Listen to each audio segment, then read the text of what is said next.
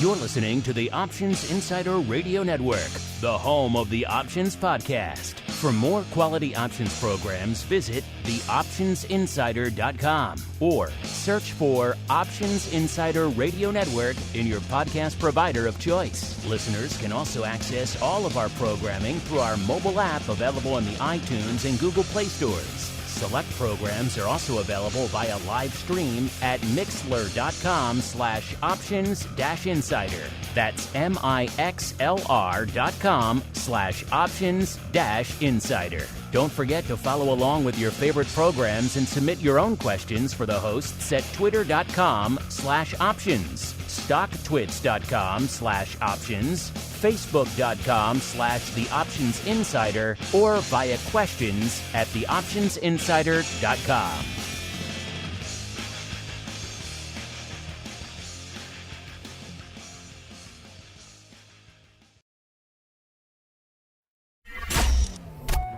Bitcoin, Ether, Solana, Doge, and more. Cryptocurrencies and digital assets are taking the financial world by storm. This exploding market provides everything a savvy trader needs: volatility, volume, and liquidity, provided you know how to find it. That's where we come in. Welcome to the Crypto Rundown. Each week, we'll break down the latest trading activity, trends, and developments throughout the world's leading crypto derivatives markets. If it's moving the crypto markets, then you'll find it on the Crypto Rundown. The Crypto Rundown is brought to you by Amberdata. If you're entering the digital asset class, you'll need access to granular on-chain and market data from multiple venues to power research, trading, risk management, and compliance. Amberdata delivers comprehensive data and insights into blockchain networks, crypto markets, and decentralized finance, empowering financial institutions to apply traditional finance methods to digital assets. Amberdata eliminates the infrastructure setup, integration challenges, and maintenance headaches to access digital asset data, reducing cost and time to market to enter the digital asset class. Learn more and download their digital asset data guide at www.amberdata.io. Now it's time to dive into the exploding world of crypto derivatives. It's time for the Crypto Rundown. All right, everybody. That music means we are back once again on the Crypto Rundown. Did you miss us? Don't blame us. Markets were closed, of course, last week for the President's Day holiday, but now we're back and rearing to go with a little bit of the old Crypto Rundown. My name, of course, Mark Longo from the optionsinsider.com. Reminding you at the top of the show, if you want to join us for everything throughout the week, including the pro Q&As and options oddities after vol views, you want to get in the live chat to ask questions, maybe heckle some of our listeners, find surprising secrets out about some of my network co-hosts and their parentage. All sorts of fun. A little bit of a callback to vol views. If you were in the live chat, you know, listeners. Only one place to go to have all that fun. Plus, the clock is ticking. We are coming up on 0 hour giveaway day for the February Pro Trading Crate. Trust me, you want to win one of these bad boys at least once in your options trading career. Head on over to theoptionsinsider.com/pro is the place to go to learn more. And whenever you hit that join button, your name is automatically entered. You don't have to do anything else.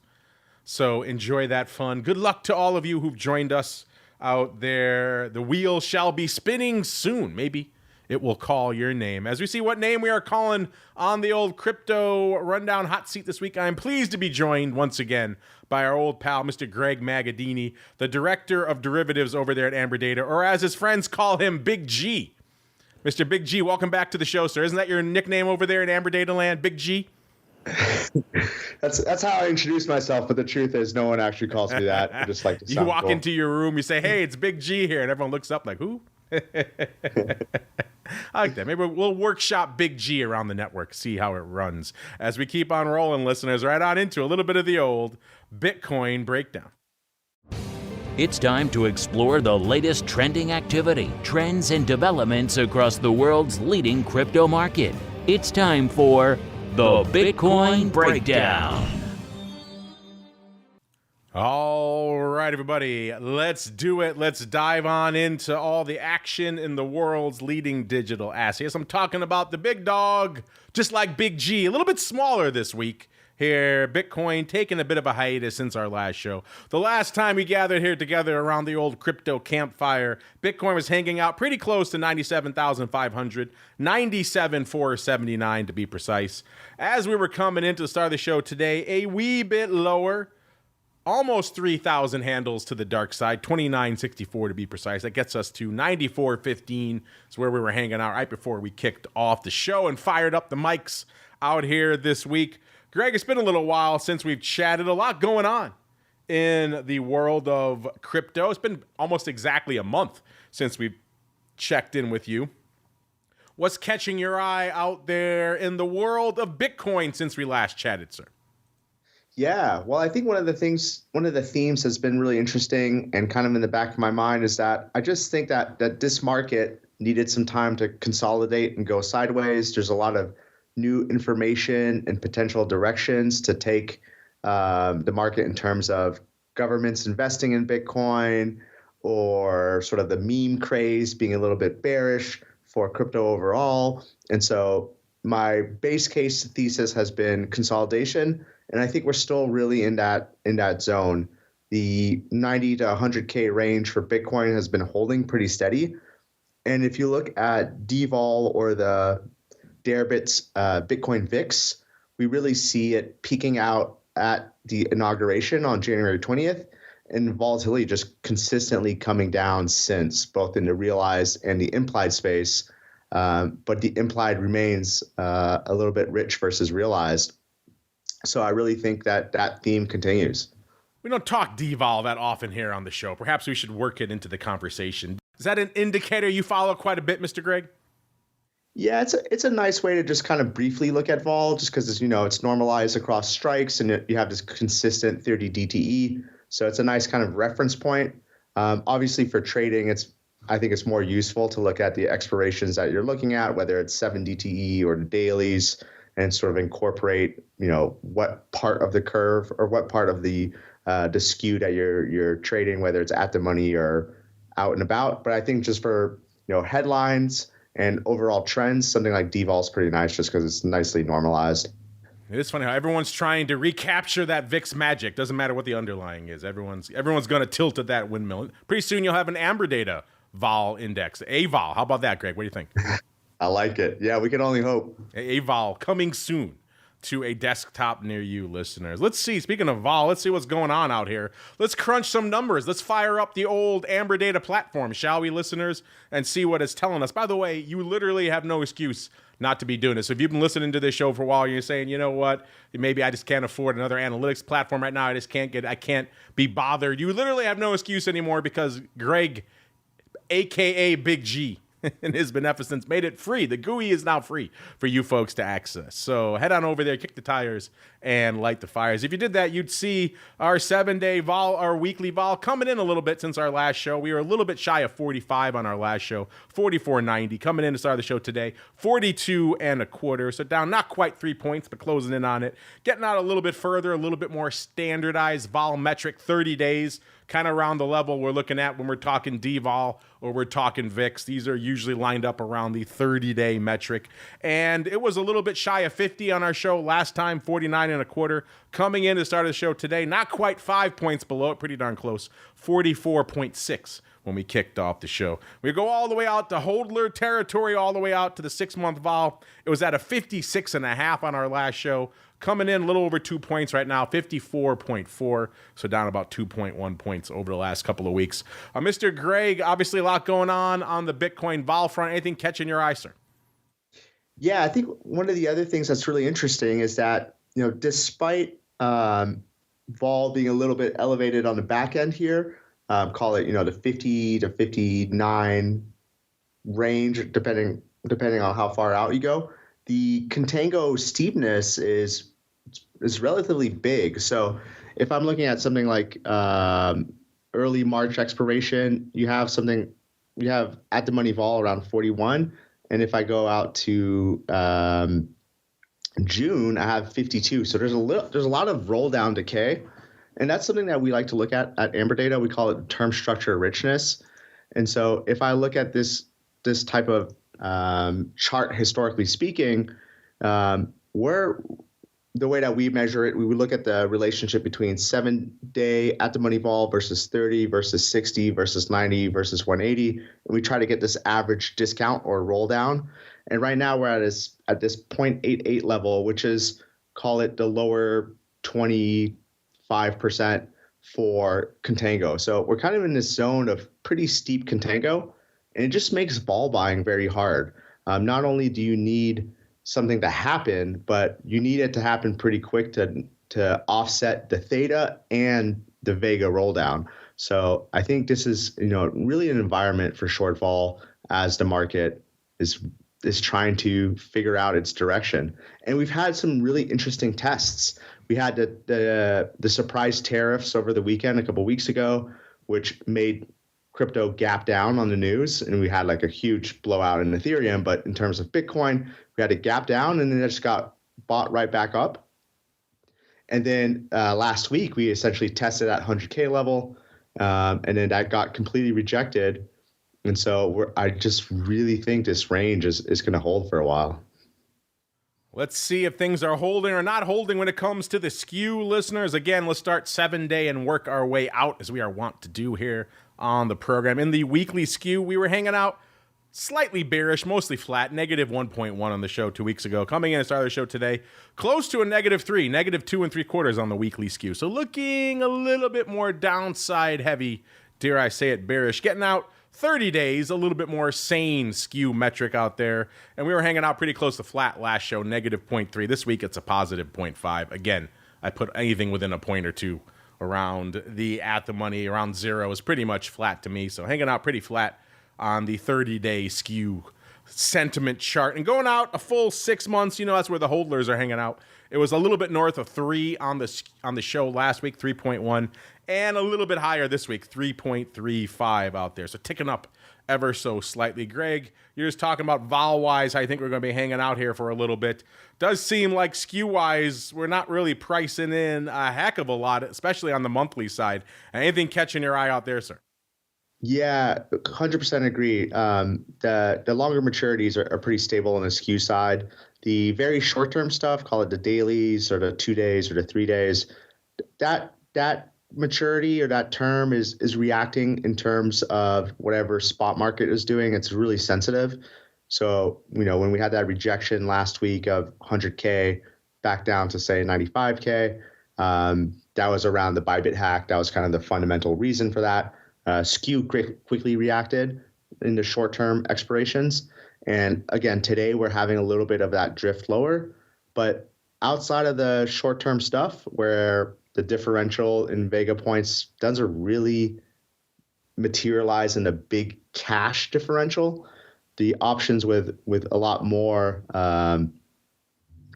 dollar value per Vega point, those are pretty stable, and they've been stable for quite a while now. So I kind of just don't expect the skew to really, until we break out of this range, to really decidedly start pricing in a spot vol regime that's either bearish or positive. Let's get to some of the wild stuff that I know you folks are keeping an eye on as well. Maybe you're not slinging spot. Maybe you're playing around with some of these other products out here. Who can blame you? They're pretty wild out here. Let's get to IBIT, the thing that's been sucking up all the oxygen in the crypto derivative space since it launched towards the tail end of last year.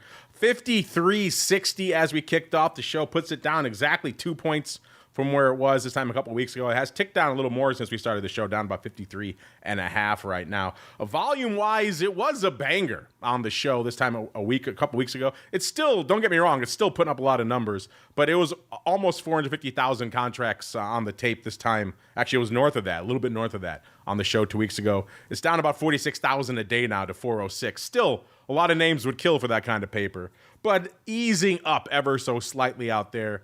And it doesn't seem like we're going to hit it today. 288,000 contracts on the tape. If you're wondering, vol-wise, where is IBIT hanging out?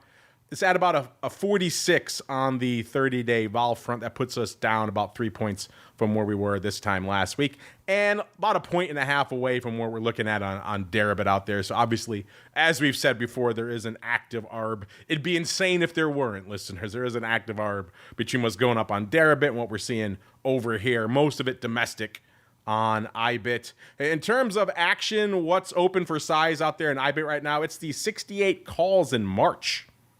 That's an interesting one. 68,000 of those bad boys. That's your top position in IBIT right now, listeners. And in terms of activity out there today, what's lighting up the tape out there today?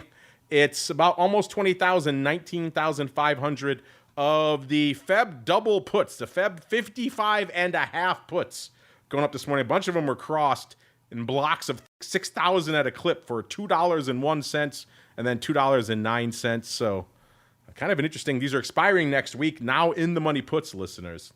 A kind of interesting flow out there. Greg, anything catching your eye in the big dog that is IBIT, sir? Yeah, exactly. I mean, overall, I have to say IBIT volumes have been really impressive as far as ETF launches go, and as far as, getting not close, but basically the second biggest exchange next to Deribit, and often being half the amount of volume as Deribit. So that's been pretty interesting. Again, a lot of the same dynamics that I just would point out over the Deribit Bitcoin options. Really steep contango, relatively speaking. So I think that roll down in the term structure is definitely something to keep in mind, especially if anyone is using options to get that long exposure to Bitcoin. Cash secure puts in this type of environment can be pretty interesting. So a lot of strategies like that, or if you're doing that essentially to covered call, which is the same risk profile as a cash secure put, that's kind of interesting in this type of steep contango environment. So I would keep that in mind. Yeah, I was looking right now just to see where a lot of those March 68s went up, and that didn't go up that long ago. A lot of them started going up on the 3rd of February. It looks like for prices around $1.10 up to about $1.50. That's when IBIT was trading 57.20, so 68 wasn't quite as crazy. Hard to tell. It looks like they were overriding them. So let's hope they were overriding them, because they came back and closed them out. Looks like about a little over a week later on the 11th, a good chunk of them at least. So if they put them on for anywhere from about $1.10 to $1.50, they were taking them off a little over a week later for about 50 odd cents. So if you're doing the old covered call, it's not a bad little trade, but there still are obviously a ton of those open. You think, listeners, 68 strike by March, is that viable? Or would you be an overrider, a seller of those right now? We're obviously much lower than when they were taking them off for 57 cents around 54. We are below that now. So I suppose if you wanted to override them now, not quite as juicy as they were, but intriguing stuff nonetheless. Let's get out to BitO, what used to be the big dog out there, $21.90 when we kicked off the show, down nearly a full buck, about 85 cents. The ADV, everyone's been watching this for a while, down to about 52,000, down another 15,000 contracts a day since our last show. So obviously, it's interesting to see what's going to happen with BitO versus IBIT. Today, not exactly lighting the world on fire. As we came into the start of the show, about 34,000 contracts on the tape. As the show has progressed, let's see, they put on about another 4,000, up to about 38,000. So they might hit that today, but probably not. But to be fair, IBIT has come in a little bit over the last couple of weeks as well from an overall volume perspective. Vol-wise at a 39, down a whopping 11 points from what we had on the show this time 2 weeks ago. So obviously BitO, not quite one-to-one from a vol perspective to what we're seeing out there on Deribit or even what's going on out there in IBIT. Greg, are you still paying attention to BitO, or has your attention been lured elsewhere, sir? Yeah, my attention is definitely lured to BitX. I mean, BitX is always going to be one of my favorite instruments, just because if you're taking advantage of the futures contango, as well as the implied vol contango, you have essentially extra juice in BitX, and there's big asset under management fees for that instrument. So that's always kind of interesting. BitO's got that same profile. It's just a little bit less juicy of it. But yeah, outside of IBIT, I think BitO is going to continue to lose market share here. Well, we all know what you're really watching, Greg, so let's just get to that. It's MSTU, aka the product solely for crypto degenerates. Do not wade into this product, listeners, unless you are prepared for a wild ride. 671 when we kicked off the show. It's down to 659 already now, so it continues to erode, but also continues to put up some decent numbers out here. The ADV is 66,000 contracts a day. That's up a whopping 14,000 from what we had on the show just 2 weeks ago. And today they've already hit 70,000. So people continue to, clearly there are more crypto degenerates out there, Craig, than I initially assumed. By the way, why is this product for degenerates? Well, just look at the vol. The 30-day vol, listeners, a 144. So this product, again, this is our levered MSTR. So if you said to yourself, you know what? The monster MSTR, not volatile enough, not exciting enough for me. I need something levered beyond that. Well, then MSTU is your huckleberry. Big position out there right now, almost 39,000 of the June 25 calls. Yes, 25s, listeners. MSTU hovering close to 6.5 right now. So nearly 40,000 of these bad boys. And in terms of what's lighting it up today, it's 3,800 of the 7.5 calls expiring next week on the 28th. If I had to guess, I'm going to guess paper probably overriding those. Let's see. 7.5 calls. Yeah, they traded 1,000 times on the bid for 15 cents, and then they kept going up there. So folks kind of crushing that bid, betting for a little bit more aggressive erosion over the course of the next week. Greg, you're to blame for getting us talking about this crazy product. What's catching your eye out there, sir? Yeah, I mean, obviously this is definitely a crazy product. And if we go back to peak implied vol in call it mid-November, November 22nd-ish, we're already all the way out to 400 vol. And that's, that's quite the moves being implied in the market. Obviously, it's going to be whatever MSTR was doing. I think that theme that's really interesting about MicroStrategy or now Strategy and MSTU, the 2X MicroStrategy, is that the whole idea of selling convertible bonds and using zero coupon convertible bonds and using the proceeds to buy Bitcoin, while the value of that comes from the high implied vol environment. And so now, even though MSTU is at about, we call it, 130, 140 vol, MSTR is in that 75 vol range. That's a lot lower, especially if we consider Bitcoin itself around sort of the, call it 40 to 55, depending on the maturity vol range. There's been a pretty big convergence there. And so I still think that MicroStrategy implied vol is a leading indicator to Bitcoin vol, at least to the upside, given sort of the Michael Saylor bid requires that convertible bond strategy. So I think that's kind of an interesting feeding mechanism. And therefore, MSTU is a nice way to play sort of that vol by getting two times the bang for your buck, essentially. So definitely worth keeping an eye on. Yes, the perpetual motion machine that is MSTU. What could go wrong with that scenario, Greg? I don't see anything that could possibly go wrong there. Speaking of which, while you were talking, I was just looking up the origin story of these June 25s, listeners. Again, there's nearly 40,000 of them open. Looks like a good chunk of them started opening about a month ago. They've been trading steadily on and off, but they started opening a good chunk of them back on a little over a month ago, January 21st. Looks like they were selling them for prices up to around 340. So MSTU, Greg, at the time was 1271. We said this product is for wild people, and that would require the stock to literally double to the 25 strike. But then again, we've seen this thing do crazy things. I don't know, you like that covered call, Greg? Getting nearly $3.50 when MSTU was at 1271 for the June 25, sir? Not really. No, I think there's going to be a lot of drag to MSTU. And so the cover call is not a strategy I would like to do. So you probably like the option leg. You don't like the underlying leg. You might want to exactly. The underlying leg I feel is sketchy. So you got to use that juice to buy a probably more expensive put, I'm going to guess, out here. But yeah, this one, we've talked about some wild prints here in the past.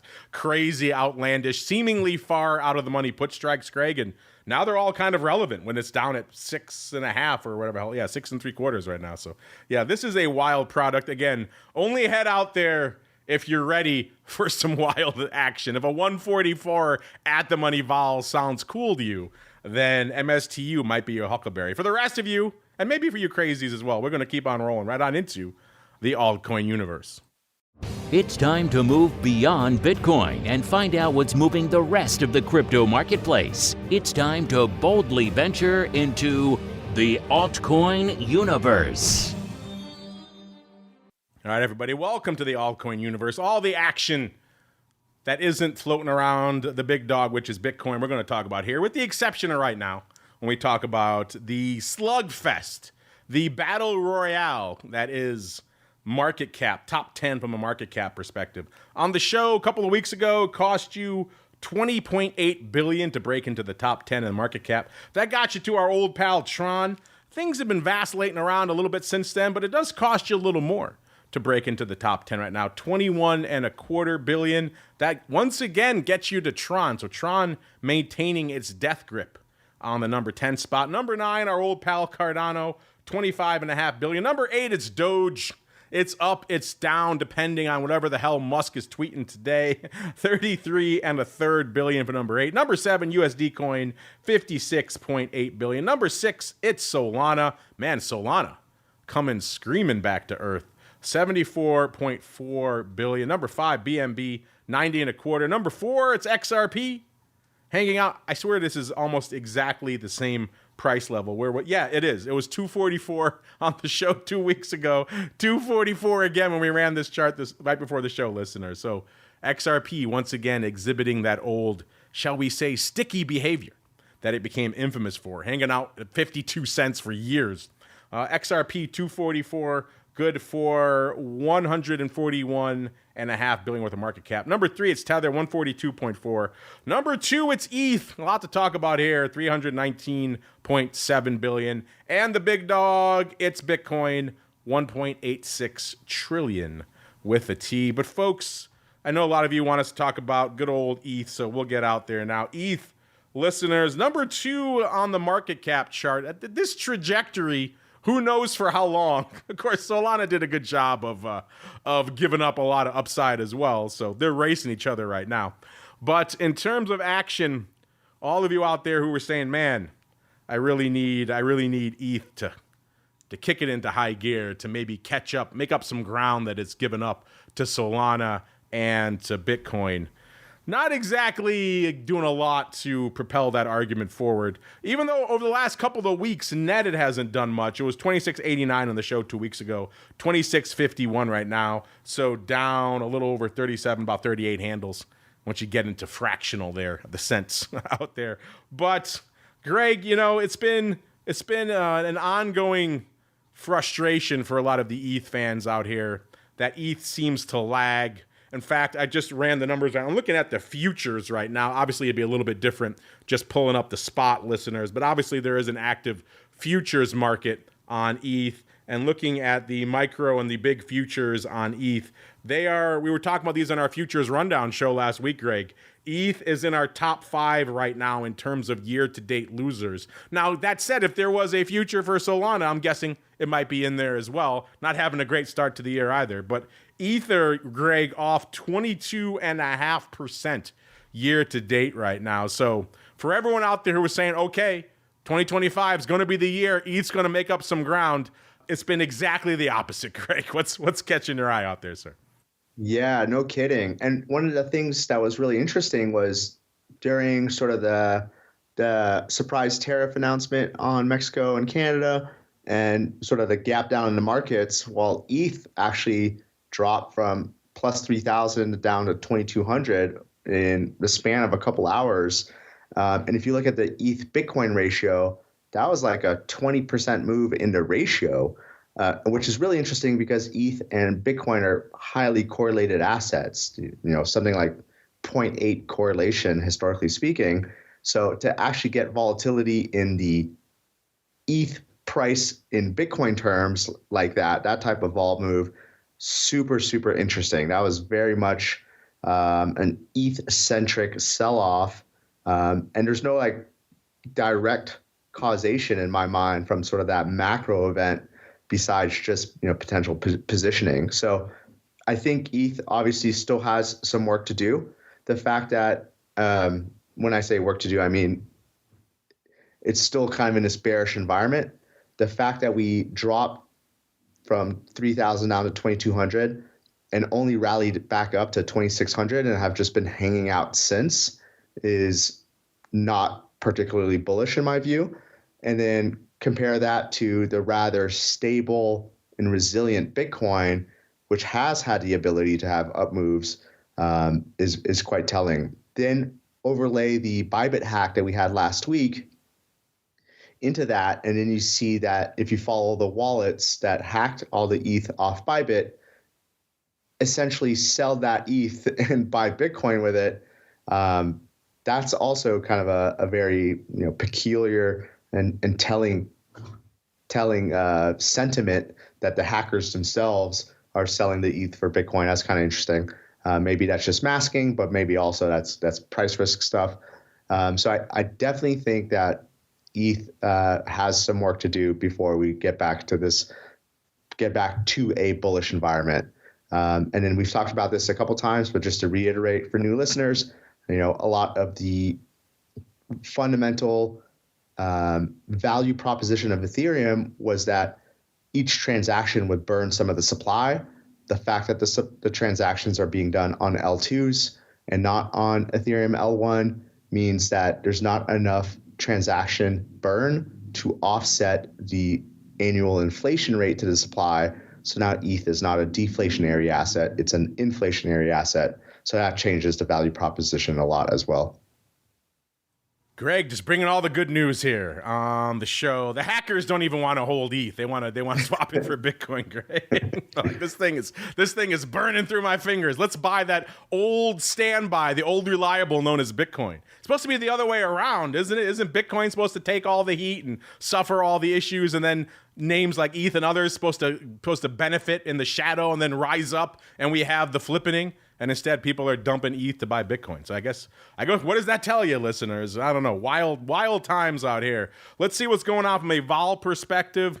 Right now, ETH coming in a little bit on the old vol chart, which may surprise some who are used to the old, equity skew that, you go down, vol goes up. But of course, if ETH continues this precipitous decline, then we're probably going to see a little bit of interest to the downside, and I'll get to the skew in a little bit, what we're seeing out there in ETH. Let's start from the vol perspective. Again, weekly vol, 67.5 on the show 2 weeks ago, 60.5 today, so coming in a full 7 points on the weekly vol front. Going out a little bit farther, 30 days, 66 3/4 on the show 2 weeks ago, 59 1/3 today, so vol definitely settling in. I think a lot of that reflective by what I just pointed out at the start of the segment. Net on the last couple of weeks, we're only moved about 37 handles. So if you're only moving that much, it's kind of hard for vol to move in either direction. But, we get a protracted move in one direction or the other, to the upside or to the downside. And we'll probably see some more vol action. 6 month vol, 67.10 on the show 2 weeks ago, 64 1/4 right now. Greg, anything catching your eye in the ETH vol scene, sir? Yeah, so ETH has had a vol premium to Bitcoin for quite a while now. Obviously, that's been justified, especially given sort of the downside volatility that we had recently. So that's kind of interesting. If I look at the realized to implied relationship for Bitcoin, buying implied has not been paid off by realized, but for ETH, it's actually pretty balanced. Like we have, if I look at 30-day implied versus realized, as most recently, the variance risk premium, realized actually came in around 87 and implied was able to be bought around 64. The shorter dated stuff is a lot more even.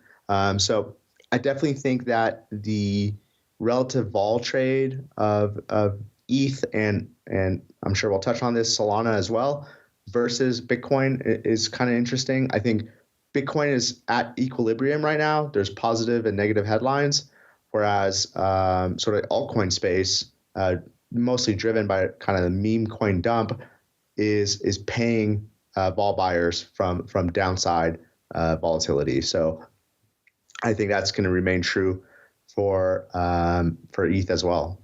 Well, let's see what's shaping up on the skew front, listeners. And on the weekly skew front, things are looking decidedly more to the downside. Almost -3 on the show 2 weeks ago, -2.85.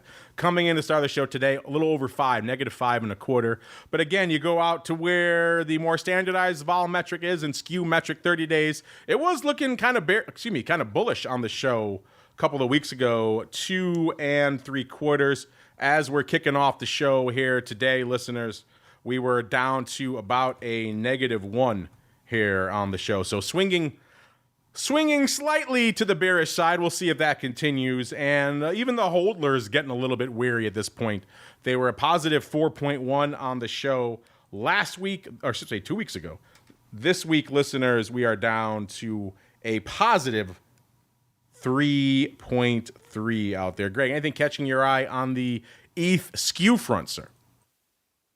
Yeah, I mean, to see, especially with the sort of the surprise tariff, to see like how much skew was able to sell off during that time frame, and the bipit hack time frame as well. So to see short dated stuff go as low as -20 vol points,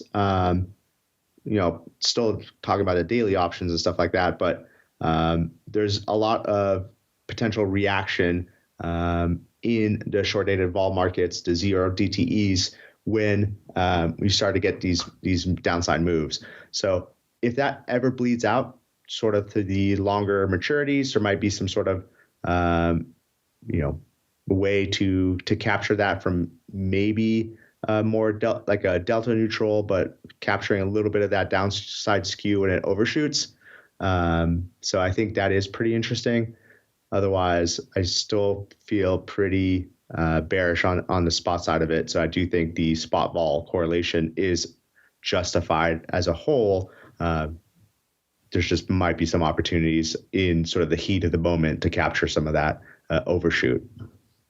Well, speaking of overshooting, maybe Solana overshot, Greg, because it's been the story for a while. Solana kicking the tar and feathers out of ETH and coming roaring, collapsing back to earth over the last couple of weeks since our last show. We were at 203 and about a quarter on our last show, listeners. And that, of course, is nearly 50 handles below the 250 handle that Solana was on not that long before that. 152.5 as we kicked off the show, listeners.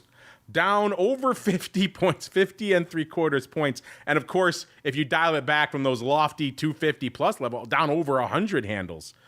Just a bad couple of weeks, a bad run here, Greg. ETH's taken a lot of the headlines, but if we crunch the numbers for Solana as well, and again, there isn't really a big futures market for it yet. There's a few floating around. We're talking about an ETF probably in the offing sometime in the near future. Maybe this sell-off will put the kibosh on that, but ETH is taking a drubbing, listeners, down quite a bit on the year here, listeners, but we said it was down, 22.5%. Well, Solana says, look out, don't forget about me, down 22% so far this year as well, Greg. So Greg, I know we've talked a lot about ETH versus Solana on the show of late. Are you surprised by just the value wipeout we've seen in Solana over the past month and indeed year to date, sir?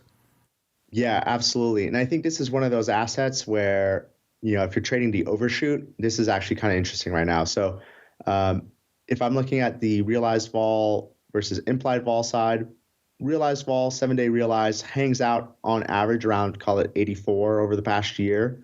But there's spikes that go 134, even as high as like 180 realized. So the fact that implied right now is hanging out around sort of fair value in terms of realized, I think implied could be interesting as a long. And then if you look at the skew, speaking of essentially sort of overshoot, so what's happening right now is we're going to have a vesting unlock from the FTX bankruptcy. There's about $2 billion of Solana that's looking to be distributed to creditors who will likely sell. Right now, the Solana market cap is kind of 75 to 80 billion. So that's a relatively large amount of supply coming online. But how much of that is priced in? That's an interesting question. In the skew right now, it's pricing in, call it negative if I'm looking at 7 DTE, call it -7 ball points to the put side. So, it's not necessarily saying sell a skew, but I think should there be a snapback rally, I think people are underestimating upside vol in sort of a short squeeze scenario if that were to happen. So there's probably something to be done there just on a delta neutral basis, but you can buy the call leg and hedge via some short futures, something like that. That could be kind of an interesting trade because I do think there's potential for vol on downside or the upside. And so 80 vol for Solana, especially given what's going on, doesn't seem too crazy to me. And then overlay the fact that if I look at the Solana Bitcoin price ratio, again, that just like the devol, that peaked right at the inauguration. So a lot of the pump.fun meme coin launches are all done on Solana. And so a lot of the meme craze is Solana based. And so obviously that's kind of been the bearish sector of the crypto landscape right now. Is there a potential overshoot there? Is Solana truly dead? Or is this kind of just a bearish bleed from the meme coin sell-off? So I think there's something there, and I think that Solana implied isn't too pricey right now. It just seems fairly valued, in my opinion. Yeah, this move has been wild. I was just looking while you were talking. We were at 261, Greg, a little over a month ago. Probably right around your last appearance on the show. So Solana has come crashing back to earth hard. I hear what you're saying about the vol. It's kind of interesting. Our chat is wondering, Greg, I was going to save this for the crypto questions, but we're talking Solana now, so let's just get to it. Option Guy wants to know, are you a buyer, Greg, of Solana around this level, the 150 level? Or maybe, it sounds like you liked some of the juice, and maybe you thought, maybe you like selling some puts a little lower better? Are you not touching it with a 10-foot pole? Are you buying with all hands at this level? What are you up to in Solana right now? Inquiring minds want to know. Yeah, I think buying the call leg and selling the future, so that essentially getting long vol on a delta neutral basis, but through the call side is the most interesting trade because I just don't think vol is overpriced here. I think vol is an interesting trade here. And so, if we keep crashing, the futures leg will pay. And if we snap back rally short squeeze style, which who knows, like that can always happen. That call leg is going to get pretty nuts. So buy the call, short future, delta neutral basis, I think is the most interesting. So don't mess around with the deltas. Go straight to the vol. I can see what you're putting down there, Mr. Greg. It'll be interesting if we had the ETFs going. That might be kind of fun to give people even more options, pun intended, Greg, to get out there. Are you feeling any more optimistic on those ETFs? Do you think the sell-off kind of kiboshes that for a while, Greg? No, I don't think it kills the ETF. I think the ETF track is not looking bad. I know that Bitwise has those Solana ETF applications, and should we get the ETF approval, I think just kind of passive investors will just naturally, diversify between Bitcoin, ETH, and Solana, and then depending on how many ETFs. If we get too many ETFs, it's almost like meme coin craze in the ETF landscape. But assuming that Solana is the next ETF that's approved, and there's only 3 ETFs for a little bit, I think there'll be some natural inflows into that ETF, which will actually be good for Solana relative prices. Yeah, there you go, listeners. So I forgot who asked that option, God. If you were the ones who were lamenting at 261, you thought that was a little bit too rich for your blood. Well, there you go. Over $100 discount on Solana right now, if you are so inclined, or you can go the delta neutral route that Greg was just talking about as well. Let's look at some of these other hot top altcoin listeners, and we'll get to some more of your questions and comments. Cardano, 70.6 cents on the show 2 weeks ago, 72.6. So managing to buck this aggressive sell-off in some of the other altcoin right now, gaining exactly 2 cents over the last couple of weeks. Polkadot giving some up, 489 2 weeks ago, 466 this week, down about 23 cents. And Greg's largest holding to date, Shiba Inu, 1 million zeros of 159 this week, coming down, I hate to say, listeners, 143. So all of you out there who are hoping for a few Shiba Lambos in the near future, not going to happen. I forgot about Litecoin. Litecoin 118.94 on the show 2 weeks ago, 123.14, so up about 420. And everyone's favorite Doge, 25.5 cents 2 weeks ago, 22.6 cents this week. So I guess Musk not keeping it boosted enough with his tweets. And I already joked about XRP. You don't even need to talk about it. It is literally unchanged from where it was 2 weeks ago. So XRP keeping the hope to be stuck for years alive. But you folks always have some fun insights. Let's get to those now. A little bit of the old crypto. Oh, before we get out of the altcoin universe, really quickly, Greg, you've always got a few fun altcoin in your back pocket. Anything burning up your wallet you want to share with the folks right now, sir? Nothing in terms of altcoin selections, but I do think there's always these interesting projects out there that are potentially good, solid projects that people overlook in sort of the bear markets and the meme coin markets. So my recommendation is for airdrops, like use the protocols, have a wallet and interact in the space and see how legit each protocol is and the use case.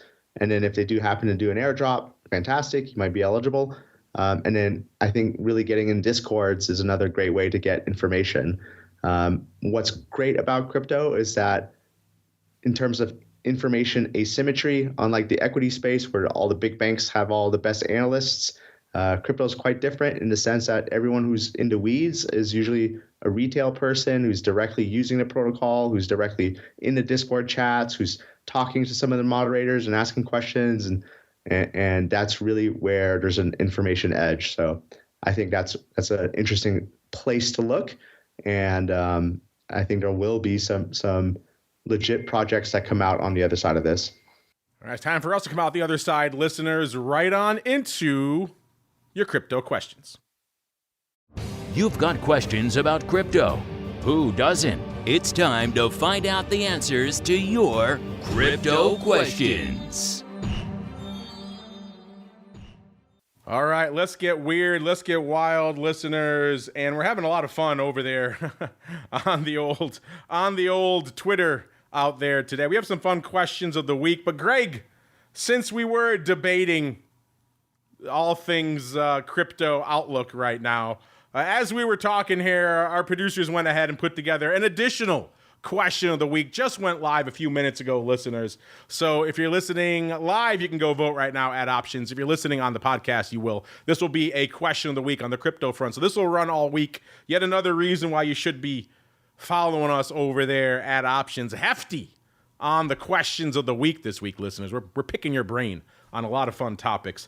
But we just went live with our crypto question of the week, which is quite simply dovetailing what we were just talking about. If you had to buy and hold one crypto asset for the rest of 2025, just straight underlying, we're not talking anything else, which one are you choosing? Gave you the big three and then the infamous other: Bitcoin, ETH, Solana, and other. And folks are chiming in. I will reveal their results in a little bit. We got our good buddy, one of our pro members, Age of Del Aquarius. I don't see him floating in the chat. He must be playing along live via Twitter. He said, I vote other, since I think crypto is basically a slot machine. I'd be buying Doge for the high risk, high reward. All right, so Age, all in on Doge. But Mr. Greg, I'm curious for you. Gun to your head, you got to buy one of those, one underlying, could be one of these three or something else. What are you choosing? One of those three or other? And then B, more importantly, which way do you think our audience is going? Yeah, interesting. Okay, so I think I love the Doge argument, and I think that's a very good argument. The only reason I wouldn't pick Doge is because Doge seems like it's more of like a direct play on X essentially, and whether we get like direct payment integration or Elon pumps the meme somehow. So I think it's not like beta exposure to the sector. In terms of beta exposure to the sector, the one coin I would probably choose is Solana. I think there's the most asymmetry there. Let's remember Bitcoin is still a 50 vol asset. Solana is an 80 vol asset. I don't see Bitcoin necessarily doing 3x in 2025, but I could see Solana go 3x in 2025. So to me, there's more asymmetric upside to Solana. And You can make that same argument for ETH, but I think fundamentally speaking, ETH has headwinds that it needs to work through. So Solana is my pick. Right now, you are in tune with our audience, Greg. 42.9% choosing Solana, 28.6% going Bitcoin, and then a tie for ETH and other with a little over 14% each. Again, this just went live a few minutes ago, listeners. So get over there at options and make your voice heard. You can also vote in our more traditional question of the week, which we're asking you right now, which is also very much germane to the crypto audience, listeners. We said 24-hour trading back in the headlines again. Schwab expanding 24-hour trading to a lot of their retail accounts out there, which raises the question, do you think options should be trading around the clock? Heck yes, heck no. Or are you going big, listeners? You say, forget 24/5. I want 24/7, 365 options trading because I am a madman. Greg, again, you spend your days in the crypto waters where, of course, 24/5 and 24/7 is kind of the norm. But what are your thoughts on traditional, let's say equity and index options going 24/5? Let's keep it not crazy. And then B, which way do you think our audience is going? 24/5 for indices, I feel like that kind of already exists, so that doesn't seem too crazy to me. For short vol strategies, there's something to be loved about weekends. They did some studies out there in academia showing that if markets are closed, is there less volatility or is it all made up from the gap? And when markets are closed, there is less volatility. So from a short vol perspective, anyone who's collecting theta loves the weekends.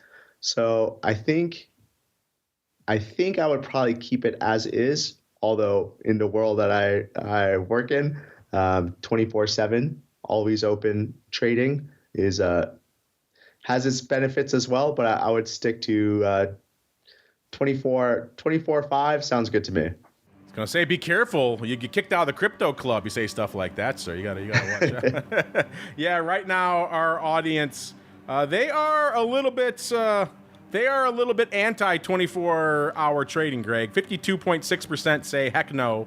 But then 36.8% now, heck yes, making a resurgence, saying heck yes, 36.8%. And then if you add on the crazies that want 24/7, Greg, that's 10.5%. So you add those together, now you're over 47%. We have asked this question in the past. We did it last year. We usually check in on it, usually once a year when there's some headlines around it. We did it last April, listeners, when I was down at the OIC conference. So not quite a year ago, but coming up on it. And we asked you quite simply, should stocks and options trade 24 hours a day? And nearly 70% of our audience, 69.8%, said no. 30.2% said yes. I got a feeling a lot of our crypto native listeners will be appalled by that result. But there still is a large cadre of the bleeding edge of the options market that don't mind a little bit of being able to relax at the end of the day. Look at the 0-day boom. A good portion of that is driven by people who don't want any overnight risk. So it's interesting to see these two almost polar opposite trends playing out at exactly the same time. You want to weigh in on any of these questions of the week? At Options is the place to go on Twitter, listeners, to make your voice heard. If you're listening down the road, head on over there anyway. There's always something cool waiting for your attention. And Greg, if the folks want to check out something cool on your Twitter or anywhere else, where should they go? What should they do? Yeah, well, I highly recommend everyone to check out the analytics platform, pro.amberdata.io. A lot of cool stuff in terms of vol, in terms of skew or term structure, whatever you want to look at. It's all there. It's all accessible and it's all free. In terms of our Twitter, you can follow us at Genesis Vol, and then you can check out our Substack, amberdataderivative.substack.com. And don't forget his personal Twitter handle, Big G, on Twitter, listeners, to go check out his latest music. Actually, don't go there. I don't know what you're finding there, but it's not Greg. Check him out over there at the old former Genesis Vol and indeed Amberdata.io to kick the tires and light the fires. That is going to do it for us on the network today. Back again tomorrow with some hot advisors option action. I will be joined by our good pal, also big crypto head. In fact, very early on, before the futures were even live yet, back I think it was around 2017, Matt flew in. It was myself. It was Matt. It was Mr. Bill, who's been on Crypto Rundown many times, and some folks from CME talking about the potential for listed crypto derivatives here in the U.S. And lo and behold, what we have, just a few years later out here. So we'll have Matt on the advisor's option tomorrow. He's been known to chat about crypto a bit or two, as well as vol and earnings and everything else going on. So check it out on the advisor's option. Always a good time when Matt joins us. Wednesday, of course, the doubleheader, futures rundown, and options boot camp. If you like a little bit of crypto, it's been soaking in and making its way into the futures rundown for a while. As I just mentioned, the ETH futures, some of the largest losers of the year so far. So probably a good chance it's going to make it on there. This week in futures options on Friday, of course, we do dovetail into crypto quite a bit over there as well as the option block on Thursday. And then, of course, Friday, vol views, and indeed options oddities exclusively for the pro folks. If you want to check all that fun out, you know where to go, theoptionsinsider.com/pro. Get in there before the end of the week, listeners. You want to get your name in the hat for the Pro Trading Crate drawing for the month of February. Trust me, your options trading career is not complete until you've won one of these bad boys over there. theoptionsinsider.com/pro. The place to go to learn more. Back again tomorrow with Mr. Matt, and throughout the rest of the week until we're back again next Monday, another episode of the Crypto Rundown. Stay safe out there. The Crypto Rundown is brought to you by Amberdata. If you're entering the digital asset class, you'll need access to granular on-chain and market data from multiple venues to power research, trading, risk management, and compliance. Amberdata delivers comprehensive data and insights into blockchain networks, crypto markets, and decentralized finance, empowering financial institutions to apply traditional finance methods to digital assets. Amberdata eliminates the infrastructure setup, integration challenges, and maintenance headaches to access digital asset data, reducing cost and time to market to enter the digital asset class. Learn more and download their digital asset data guide at www.amberdata.io.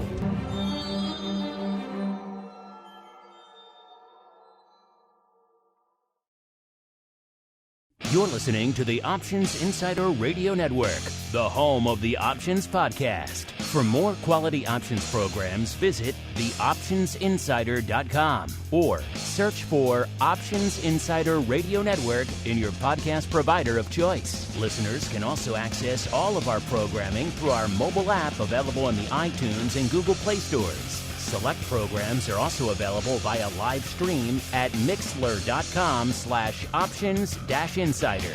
That's mixlr.com/options-insider. Don't forget to follow along with your favorite programs and submit your own questions for the hosts at twitter.com/options, stocktwits.com/options, facebook.com/theoptionsinsider, or via questions at theoptionsinsider.com.